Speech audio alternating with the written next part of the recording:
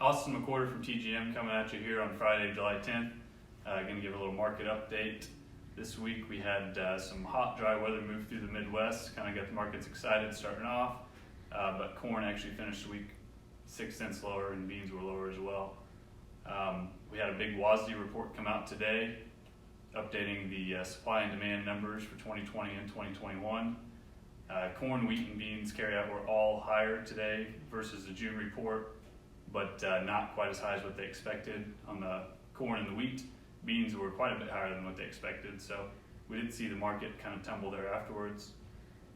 They also came out with 2021 numbers, and corn was lowered by about 1 billion bushel on the corn production from the June report, bringing the carryout down to about 2.6 billion, which is significantly lower than what we thought we were going to have over the last few weeks.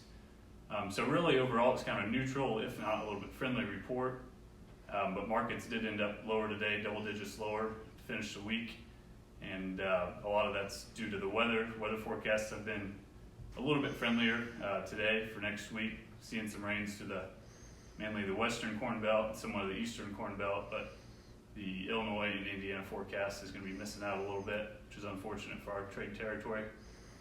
But we did see some scattered showers earlier this week, so hopefully you got hit by a couple of those. They did not adjust the corn yield or the bean yield, which is, it's uncommon for them to adjust it in the July report, so we're still at 78.5 bushel on the national corn yield, 49.8 on the bean yield. I've got to think that the corn yield is probably going to get adjusted lower here in the future, but that will probably have to wait till the August report. So right now we're just going to be watching the weather very heavily. Old crop corn is starting to move along with soybeans.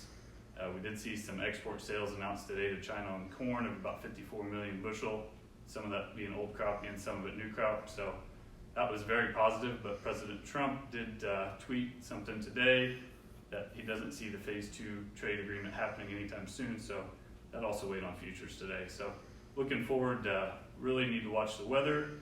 And if you're seeing rains on your farm, I don't see a problem with moving some old crop bushels, and maybe be a little bit patient for the new crop yet.